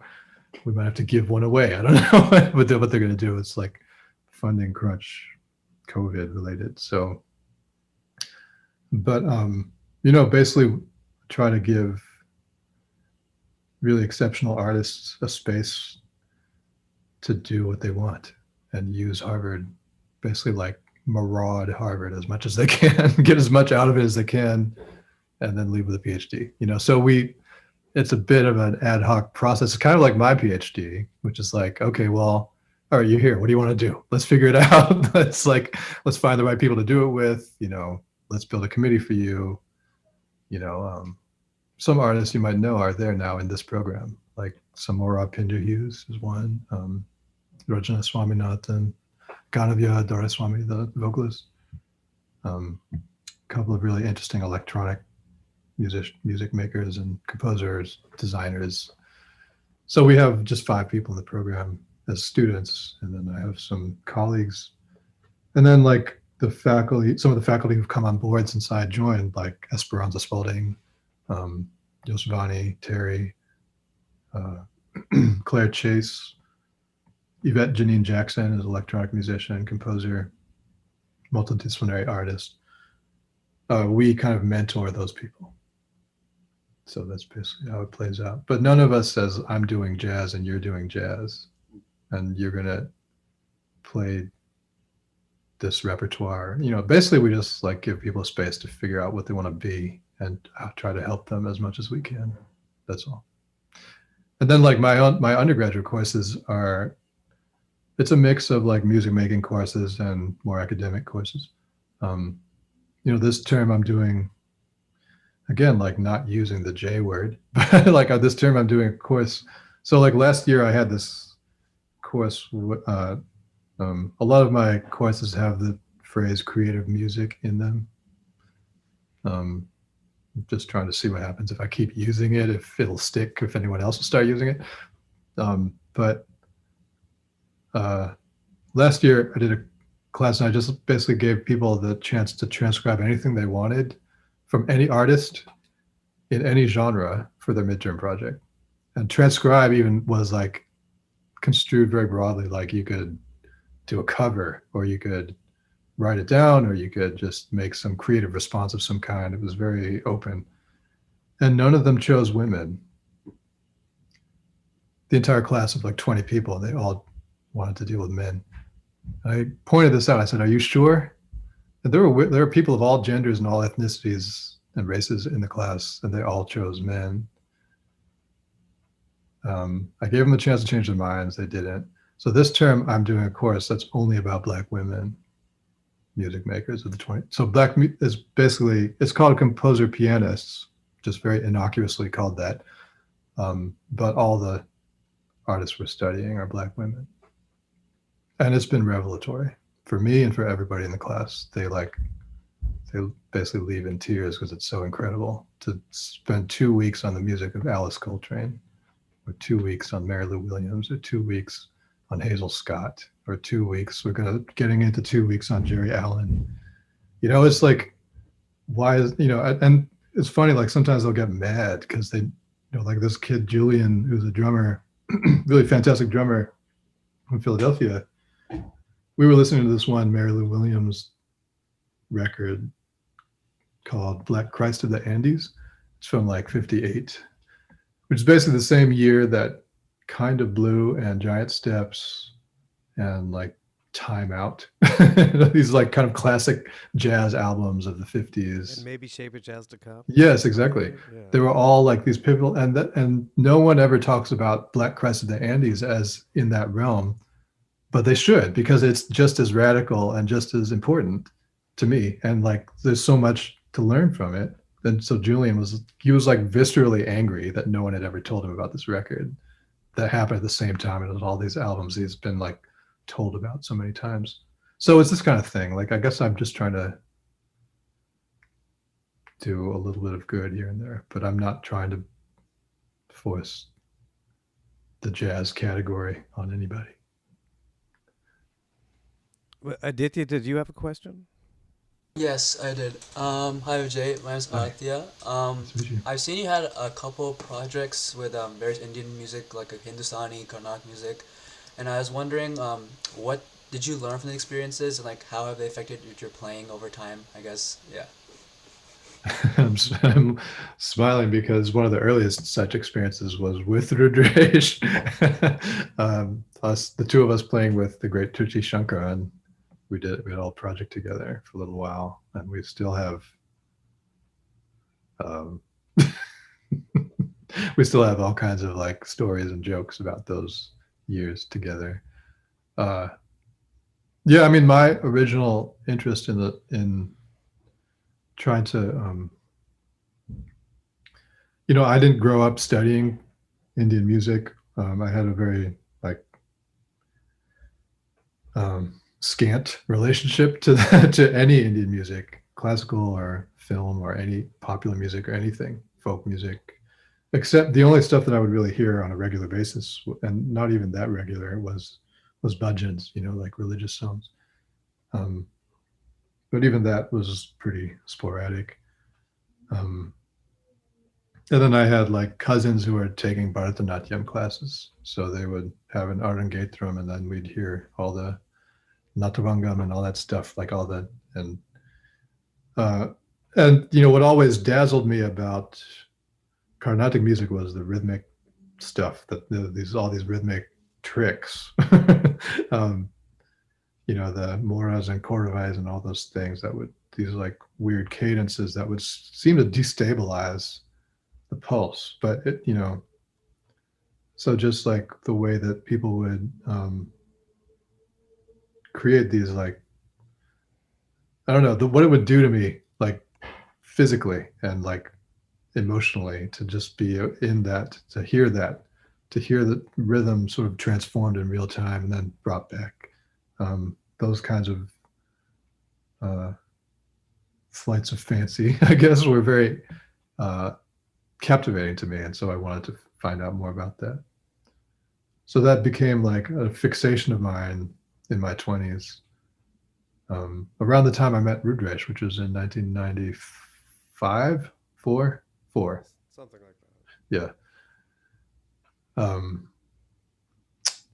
So that was like a kind of ongoing fixation for me. I started like trying to compose with some of those rhythms. I was trying to learn how to play some of them. And, it would be an idea that would structure a lot of my music. Or not just an idea, but a lot of different ideas that would become like active in my music, in my compositions, and my playing. So that, and then like other things I would try to do would be to like try to make a piece that was not exactly in a raga, but compatible with a raga, basically dealing with the same pitches. And so like just see if I could create a harmonic system that was compatible with the raga. It's sort of like, about functional harmony that's derived from a major scale or a minor scale, but then you can do the same thing with basically any raga, and you can get a different set of functional relationships among the basic harmonic entities of that scale, you know. So that's a bit, it seemed a bit shallow, but it was like a way in to deal with some of that material. And then I found that through that I could play with Carnatic musicians, you know, between the rhythmic stuff and then the sort of like raga derived harmonic stuff. I found that I could have a trio with Prasanna and Nitin Mitta, for example, which is maybe what you're referring to. So that was like, you know, part of the question is why do that at all? And I think like for both Rudresh and me coming of age at that time, it just felt like we needed to sort of make sense of all that for ourselves. You know, what does it mean for us as people who, you know, whatever America is, however complicated a history we're part of it. Like basically American life is the life we've always known, as complicated as it has been to be of South Asian descent, living that life, particularly in the time that we did and growing up in the 70s and 80s in the US, where we were so scarce and so new, you know. So I think in the 90s when we were like trying to figure out how to be artists in the world or artists in America, making sense of that for ourselves was a key part of it, you know. And so like all that rummaging around that we did with materials from Indian music was part of that for us and still is, I would say. I don't know, not speaking for you. It was also a way to tether ourselves to our ancestry and kind of, you know, kind of define the space for ourselves when there wasn't one. So, Vijay, I have a question for you. So you have a joint appointment with the African American Studies, right? So I just want to interested in how you interact with them, because I've been working with Rudresh actually how to see whether we can forge a closer relationship between the jazz program and AAS. So I mean, can you give us some ideas, what we can do over here at Princeton? Well, like courses, you know, like, I mean, basically like, what I do, exactly. I teach courses. So like I, good, like next semester, I'm teaching a course with Yosvani Terry called Composer Performers of the African Diaspora. Mm-hmm. So it's probably going to be something like this, actually, because you know, most things are like this now. Like we're just staring at Hollywood squares, but it's going to be a series of visitors, but it will also be like deep dives into their work. So we'll have like, so that's like an idea for a course, and that because I'm cross-listed, I can cross-list the course in both departments, and that means that the conversation is broader, you know, because you have students from, you're basically like people in the course, students and graduate students and visitors, they're from different communities, you know, so it's not just, I think like often, well, I think all of these music departments in the Ivy League still struggle to find students of color to make that part of their, to basically like they struggle to make students of color feel welcome. That's basically what it amounts to, you know. So that's a big question, is how do you make that a priority? And I think he's definitely doing that with, like, from the courses that we taught last semester that was cross-listed with AAS, you know, the history courses, the vocal styles in African American music. The course I'm teaching next semester, that's a cross between history and practice with improvisation, interpretation, and African American folk-based music styles. So I think that we're really starting to encourage this, not just cross-dialogue, but the recognition that there are other styles that are worthy of scholarship. And also, I think we are. I mean, the leadership at Princeton, that we are now looking for initiative for anti-racism, So I think jazz and AAS is also a very good platform to do something like that, right? Absolutely. Yeah. Yeah. I would hope so. Yeah. You know, it's maybe I don't know how much ongoing. Or is there anyone else? Is there anyone who's cross-appointed? Like, is there anybody who has a position like that? Vijay will tell you, no. Because when I actually, you may know that I kind of endowed the Vijay position. So when I endowed that program, maybe 10, Good 12 work. years You're ago, doing good work. one of my principal He didn't hire objective, him. one of my principal objectives is also to build a much closer bridge between music and especially jazz and AAS. But that hasn't really happened, unfortunately. But we're working on it still. Yeah. Well, it's partly like, well, this is, you know,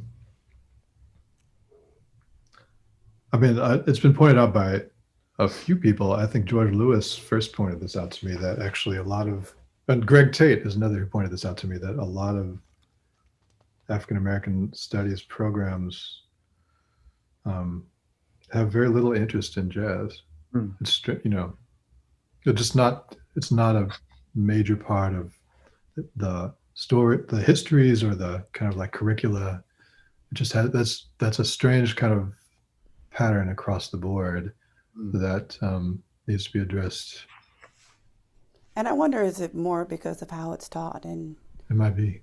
Sometimes as academia will take culture out of stuff and put it. I mean, the history of jazz education is basically white entrepreneurship starting in the 1970s, and, you know, creating this sort of like ahistorical, apolitical framework for, you know, to like basically this taxonomy of styles and things like that, instead of actually. Right. That's why our jazz history class is cross-listed, actually, and you know, right, and has done great, you know, made great strides to disavowing all of that. So, you know, that was definitely important to us. You know, and we did have like Archie Shepp here and play the Attica Blues Suite. And, that's amazing. You know, I mean, we had him here for a week. We've had folks like that, but yeah, it doesn't seem to be. You know, there is a bit of this, everyone is busy and they kind of keep their heads down and do their work. So I'm trying to also just combat like the day-to-day stuff to kind of manage those relationships. It's not as easy. Yeah, I mean, it has to really just come from a genuine mutual interest. You know, you can't really force stuff like that because people already are working so hard to just stay on track, you know. Right. You know, in our department, I'm one of 3, I guess now 4 people who are cross-listed in both. That helps. Yeah, so Ingrid Monson, Kay Chalamet, and Braxton Shelley now. So that means that we're actually kind of more like a block, you know. And then on top of that, we have Braxton's the gospel guy, right? Yes, he is. I know that Princeton's trying to hire him. Yeah, we did. yes, we are. May the best department win. No, I don't know. He's quite in demand, so I don't know what's going to happen, but he does kind of. I hear. Well, this is being recorded, so I'll stop. Let's look at a few other things. You've been with us for 2 hours, and I'm sure you have other things you want to do on a Sunday. But can we look at some of your chamber work and you know and where that's coming from and why and how and. Sure. Matthew, do you have a question? Yes. Hi. Yeah, I do actually. Nice to meet you, Vijay. Hi. Yes. I hate to backtrack, but I had a question about what you said about your class and no one picking a woman. Right. And my question was, you know, for me that's a little difficult to relate to, although I see it happen a lot because my first 2 experiences were with Patty Bowen and Shirley Scott. So right off the bat, from a teenager, I was around female jazz players as much as men. But I know that's not the general experience. So when you have you felt that across the board from your students and your interactions with, say, anyone under 40, that they don't have any? Is it because they just wouldn't pick a woman first? Or I'm asking your opinion on that, on why you think that it was that everyone in the class picked a man, not a woman. I think it's well, I mean, I think people internalize misogyny in a lot of different ways, and it manifests in a lot of different ways. But this, to me, was an example where it's not just that they're not aware of women musicians; it's that they didn't think that they would learn anything by studying what a woman musician is doing. And that's something very specific, right? It's like, okay, well, this is my chance to like really learn something. You know, it's that kind of like there's a little bit of basically women being not seen as having something to contribute to the language of music making. You know, like that it's that they're basically sort of is, you know, that to me was the subtext. It's like, so you don't think that Jerry Allen was innovative enough to study on those terms that you would study like Brad Meldau or somebody, you know, like, which is sort of like, even just saying those words just blows I can't believe that somebody might think that, but like, that's kind of what it amounts to, right? And so that's like, that goes much deeper, you know, like, here's the thing, like if you asked anybody to name their favorite jazz record that doesn't have a singer on it, they would probably name a record that's not only led by a man, but only has men on it. Right. So, and like, who's your favorite saxophone player? Who's your favorite piano player? Who's your favorite drummer? Who's your favorite, you know, like just name any of them. They're all going to name men, right? Every single, you know, the first people that you'll think of. So that's like baked into the whole history that we have all received, you know. You're fortunate, you're an exception because you've had like formative experiences with women music makers, but for the most, you know, and like I was fortunate because hearing Jerry Allen's music when I was 16 or 17, like that was life-changing for me, you know, and that was kind of, but even then I noticed that like I wouldn't mention her as often as I should have. Like I wouldn't, you know, if someone asked me who my main influences were, I would somehow forget to say her name. And it was like, not because she wasn't one, but because somehow even within me, in ways that I couldn't control or notice or access, something there would be this kind of disconnect there. So that's the sort of, it's like, it takes extra work that I think all of us need to do to really like excavate whatever that is, whatever that's about. And so that's, you know, I mean, I think there are people doing that work, and I like, you know, Terry Lynn Carrington's doing amazing work to like undo that, you know, and she's like cultivated the language for it. She has a pretty good ally in Angela Davis, who helps sort of like craft the language and the epistemology, the sort of like teaching philosophy, the, you know, like what, you know, basically what the priorities are for a project like that, for Institute of Jazz and gender justice. Gender justice, yes. So to compensate for some of that, do you specifically teach periods of time where you focus on women, or do you consciously throw, I don't want to phrase it like that, do you consciously include women in your list of lineages? For instance, if I talk about Monk, I always talk about Mary Lou Williams for me, because the two are like this. So do you do that, or is that, well, I'm just asking if you do that or not, or if you just do entire periods where you teach women. Well, I you know, I kind of just sort of create new courses almost every term or every year. So I don't, and in particular, I don't teach like survey courses on jazz. I don't do that kind of, I mean, even in your interactions with students. Yeah. So like, I mean, I point out, yeah, I do just, I've been trying to like, I noticed this even with scholars, actually, that scholars won't cite women scholars, you know, and particularly Black women scholars just don't get cited, you know. So it's sort of like, so then there's a politics of that even, you know,